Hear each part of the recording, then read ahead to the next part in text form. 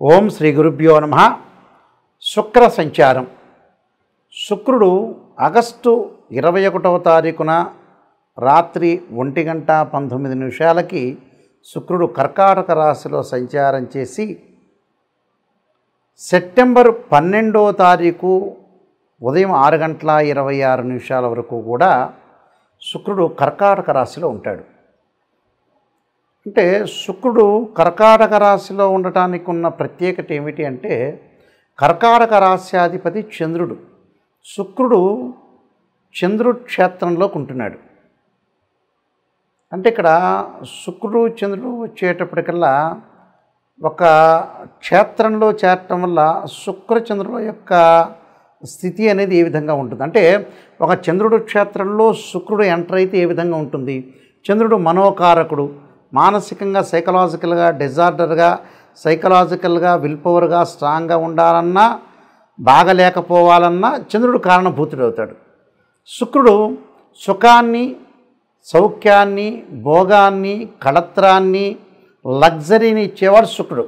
శుక్రుడు ఇక ఇలా ఒక రకంగా సుఖాన్ని ఇస్తుంటే, చంద్రుడు బాగలేదనుకోండి, సుఖాన్ని ఇవ్వకుండా మానసికంగా వేదనకు గురి చేస్తున్నాడా లేకపోతే వేదనకు గురి చేయట్లేదా, చంద్రుడు ఎలా ఉండబోతున్నాడు, శుక్రుడు చంద్రుడి యొక్క క్షేత్రంలో ఉంటే శుక్రుడు యొక్క రిజల్ట్స్ ఏంటి. ఎందుకంటే శత్రువు సంబంధించిన గ్రహాలు ఏ విధంగా ఉండబోతున్నాయి, పరస్పరంగా ఆ క్షేత్రంలో ఉంటే శుక్రుడు యొక్క రిజల్ట్స్ ఏంటి. సహజంగా శుక్రుడు ఇవన్నీ కూడా గోచారీత్యా చెప్పబడే ఫలితాలు అంటారు, జన్మజాతకాలు కాదు. జన్మజాతకంలో శుక్రుడు ఏ విధంగా ఉండబోతున్నాడు, ఏ విధంగా ఉన్నాడు శుక్రుడు జన్మజాతకంలో, శుక్రుడు యొక్క కాంబినేషన్ ఎలా ఉంది వాడి యొక్క జాతకంలో, గోచారం అనేది ఎంతవరకు సపోర్ట్ చేస్తుందని చూసుకోవాలి. మనం కంపల్సరీ చూసుకునే ముందుకు వెళ్ళాలి. కాబట్టి ఇక్కడ శుక్రుడు చంద్రుడి యొక్క క్షేత్రంలో ఉంటే ఎలా ఉండబోతున్నాడు. శుక్రుడు సహజంగా 1, 2, 4, 5, 8, 9, 11 స్థానాల్లో ఉంటే సుఫలితాన్ని ఇస్తాడు. ఎవరి నుంచి? వాళ్ళ రాశి నుంచి. శుక్రుడు కళత్రకారకుడు, సుఖకారకుడు, భోగకారకుడు, సౌఖ్యకారకుడు. ఎలా ఉండబోతున్నాడో ఒక్కసారి మనం ద్వాదశ రాశుల వాళ్ళ యొక్క ఫలితాలని మనం శుక్రగ్రహం అనేది అనుకూలిస్తుందా ప్రతికూలిస్తుందా ఒకసారి మనం అనాలిసిస్ చేద్దాం. వృషభ రాశి వాళ్ళకి తృతీయ స్థానంలో శుక్రుడు యొక్క సంచారం. ఇవన్నీ కూడా గోచారీత్యా చెప్పబడే ఫలితాల్లో తృతీయ స్థానంలో శుక్రుడు యొక్క సంచారం ఏ విధంగా ఉండబోతుంది. శుక్రుడు యొక్క సంచారం వల్ల మామూలుగా ఎలా ఉండబోతుందంటే, కొన్ని ప్రత్యేకమైన విషయాలను మనం చూసుకోవాలి. ఇక్కడ ఏదైతే ఈ శుక్రుడి యొక్క సంచారం అనేది చంద్రుడి యొక్క రాశిలో ఉండటం, శుక్రచంద్రులు శత్రులుగా ఉండటం, అలానే రాస్యాధిపతి అయ్యాడు ఇక్కడ, రాస్యాధిపతి అలానే షష్ఠమాధిపతి శుక్రుడు అయ్యాడు. ఇక్కడ ఏ విధంగా ఉండబోతున్నాడు అని మనం చూసుకునేటట్టయితే కొన్ని ఆటంకాలు జరిగే అవకాశాలు ఉంటాయి.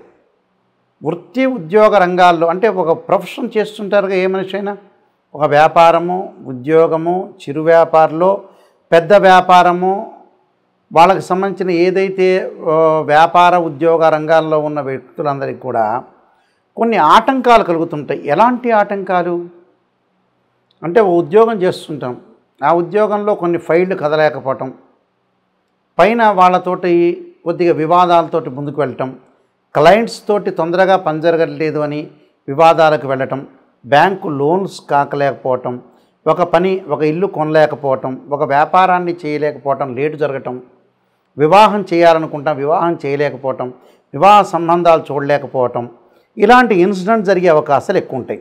అంటే విద్యా ధనము విషయంలో ఆటంకాలు ఉంటాయి. ఒక వ్యక్తి మనకు డబ్బులు ఇవ్వాలనుకుంటాడు, ఆ డబ్బులు అతనికి రాలేకపోవటం, మనం ఒకళ్ళకి ఇవ్వలేకపోవటం, బ్యాంకు లోన్లు రాలేకపోవటం, ఇలాంటి ఇన్సిడెంట్స్ జరిగే అవకాశాలు ఎక్కువ ఉంటాయి. ధన నష్టం కూడా జరుగుతూ ఉంటుంది. ధనం అనేది కొద్దిగా ఖర్చు పెట్టే అవకాశాలు ఎక్కువ ఉంటాయి. అంటే కొద్దిగా నష్టం, పరిపూర్ణంగా నష్టం కాదు, లైట్గా ఒక 20%, 30% కొద్దిగా నష్టం జరిగే అవకాశాలు ఉంటాయి. అదేం పెద్ద విషయం ఏం కాదు, ఆలోచన చేయాల్సిన పని లేదు. అలానే కొంతమంది ఏంటంటే మన పక్కనే శత్రువులు ఉంటారు. వెన్నుపోటు పెట్టడం ఒకటి, మన దగ్గరే మన తిండే తిని మనల్ని ఎక్కిరించే అవకాశాలు నరదృష్టి ఉండటం, శత్రువృద్ధి, పక్కనే మనకు తెలియని వాళ్ళే మంచి వాళ్ళే శత్రువృద్ధి కలిగే అవకాశాలు ఎక్కువ ఉంటాయి, మంచి వాళ్ళే మనకు చెడు చేసే అవకాశాలు ఎక్కువ ఉంటాయి. కుటుంబంలో అనారోగ్యాలు, ఫ్యామిలీ పరంగా ఏదైతే ఉంటారో ఫ్యామిలీ మెంబర్స్ ఉంటారో హెల్త్ పరంగా ఉండే ఇష్యూస్, మెంటల్లీ డిజార్డర్ జరిగే అవకాశాలు కూడా ఉంటాయి. అలానే మెంటల్లీ డిజార్డర్తో పాటు నమ్మిన వారి వల్ల మోసపోయే అవకాశాలు ఎక్కువ ఉంటుంది. ఆర్థిక వ్యయం, డబ్బులు కొద్దిగా పొదుపు చేసుకోకుండా కొద్దిగా ఖర్చు చేసే అవకాశం ఉంటుంది. దాయాదులతోటి విభేదాలు, అన్నదమ్ముల పిల్లలతో కానీ అక్క చెల్లెల పిల్లలతో కానీ విభేదాలు, డిస్ప్యూట్స్ జరిగే అవకాశాలు ఎక్కువ ఉండటం. ఊహించిన ప్రయాణాలు వలన వ్యయ ప్రయాసాలు కలిగే అవకాశాలు ఎక్కువ ఉంటాయి. శ్రమకు తగ్గినట్టుగా ఆదాయం అనేది ఉంటుంది కానీ ఖర్చు చేసే అవకాశాలు కూడా ఉంటాయి. వివాహాది శుభ కార్యక్రమాలన్నీ లేట్ జరిగే అవకాశాలు ఉంటాయి. అంటే ఏదైతే నేను చెప్పిన డేస్లో శుక్రుడు యొక్క సంచారం వల్ల సుఖం లేకపోవటం, స్త్రీ మూలకంగా గొడవ జరగటం, అనవసరమైన విషయాలకు రాద్ధాంతం చేసి ఒక స్త్రీ మూలకంగా గొడవలు జరిగే సందర్భం కూడా బాగా ఎక్కువ ఉంటుంది. కాబట్టి ఇలాంటి విషయాలన్నీ కూడా గ్రహించి నేను రెమెడీస్ చెప్పబోతున్నా, రెమెడీస్ పాటించి ముందుకెళ్ళండి, మీకు మంచి రిజల్ట్స్ వచ్చే అవకాశం ఒకటి ఉంటుంది. ఇక్కడ చాలామంది కూడా శుక్రుడు ఏ స్థానంలో ఉంటే బాగుంటుంది, శుక్రమహర్దశ కలిసి వస్తుందా రాదా, కొన్ని లగ్నాలకు శుక్రమహర్దశ కలిసి వస్తుంది, కొన్ని లగ్నాలకి శుక్రమహర్దశ కలిసి రాదు. సహజంగా ఏమిటి అంటే వృషభ లగ్నంలో జన్మించిన వాళ్ళకి, తులా లగ్నంలో జన్మించిన వాళ్ళకి శుక్రమహర్దశ బాగా కలిసి వస్తుంటుంది. అలానే మకర లగ్నంలో జన్మించిన వాళ్ళకి కూడా శుక్రమహర్దశ కలిసి వస్తుంటుంది. మనం ఏ మహర్దశలో కలిసి వచ్చిన వాళ్ళకి కలిసి వస్తుందో కూడా చూసుకోవాలి. అలానే మిథున లగ్నంలో జన్మించిన వాళ్ళకు కూడా శుక్రమహర్దశ బాగా కలిసి వస్తుంది. అయితే శుక్రుడు దశ అంతర్దశలు ఏ విధంగా ఉన్నాయి, అంతర్దశల్లో బాగుపడవచ్చు, దశల్లో కూడా బాగుపడవచ్చు. అయితే శుక్రగ్రహం అనేది నీచ స్థానంలో ఉంటే ఒక రకంగాను, శుక్రుడు జన్మజాతకంలో శుక్రుడు రాహుతో కానీ కేతువు కానీ కంజంక్షన్ కాకూడదు, శుక్రుడు ఎప్పుడూ కూడా కుజుడితో కంజంక్షన్ కాకూడదు, శనితో కూడా కంజంక్షన్ కాకూడదు. శుక్రుడు ఎప్పుడూ కూడా అశ్విని మఖ మూలా నక్షత్రాల్లో ఉండకూడదు, శుక్రుడు ఆరుద్ర స్వాతి శతభిష నక్షత్రంలో ఉండకూడదు, శుక్రుడు మృగశిర చిత్త ధనిష్ట నక్షత్రంలో ఉండకూడదు, శుక్రుడు పుష్యమి అనురాధ ఉత్తరాభాద్ర నక్షత్రంలో ఉండటం అనేది మంచిది కాదు. అంటే శుక్రుడు ఎవరు, కళత్ర కారకుడు, అంటే వివాహ కారకుడు. అంటే డిఫరెన్స్ ఆఫ్ ఒపీనియన్స్ జరగకుండా లైఫ్ లాంగ్లో శుక్రుడు అనుకూలత సాధిస్తేనే మన లైఫ్ అనేది ముందుకు వెళ్ళగలుగుతారు. అంటే భార్యాభర్తల అన్యోన్య దాంపత్యం అనేది చాలా ఇంపార్టెంట్. శుక్రుడికి సహజంగా స్వక్షేత్రాలు వృషభము తుల స్వక్షేత్రాలు. శుక్రుడు ఎక్కడుంటాడు, శుక్రుడు మీనం అనేది ఉచ్చక్షేత్రం. శుక్రుడికి నీచక్షేత్రం ఏంటంటే కన్యారాశి, కన్యలో ఉంటే నీచత్వం అనేది ఏర్పడుతుంది. అందువల్ల శుక్రుడు నీచరాశిలో ఉండకూడదు, పాపగ్రహాలతో కలిసి ఉండకూడదు. అలా ఒకవేళ మీ జన్మజాతకంలో ఉన్న గోచారంలో శుక్రగ్రహం మీకు బాగలేకపోయినా నేను చెప్పే పరిహారాలు పాటించండి. కానీ బర్త్ చార్ట్ని చూసే పరిహారం అనేది చేయాలి. సాధారణంగా కొన్ని చిన్న చిన్న పరిహారాలు చెప్పబోతున్నా, ఆ పరిహారాలు మీరు పాటించండి. మహాకాళి, మహాలక్ష్మి, మహాసరస్వతి అంటే ఏదైతే శుక్రుడికి చక్కగా కమలాక్షి స్తోత్ర పఠనం చేయటం, కమలాదేవిని అంటే అమ్మవారి యొక్క ఆరాధన చేయటం, పాదరసపు లక్ష్మీ దేవిని ఆరాధన చేసి లక్ష్మీ అష్టోత్తరంతో పూజ చేయటం, శ్రీ సూక్తం పారాయణం చేయటం, మహాలక్ష్మి హోమం చేయటం. శుక్రగ్రహం బాగలేదు, మేము విడిపోతున్నాం, భార్యాభర్తల మధ్యలో బాండింగ్ అనేది లేదు అని అంటే ఖచ్చితంగా భృగుపాస్పదాస్త్ర రుద్రాభిషేకం, భృగుపాస్పదాస్త్ర హోమము, అలానే శుక్ర జపము చాలా ఇంపార్టెంట్. ఇక్కడ 10 శివలింగాలు పెట్టి అభిషేకం చేస్తారు. భృగుపాస్పదాస్త్ర రుద్రాభిషేకం అంటే మామూలుకి చేయరు.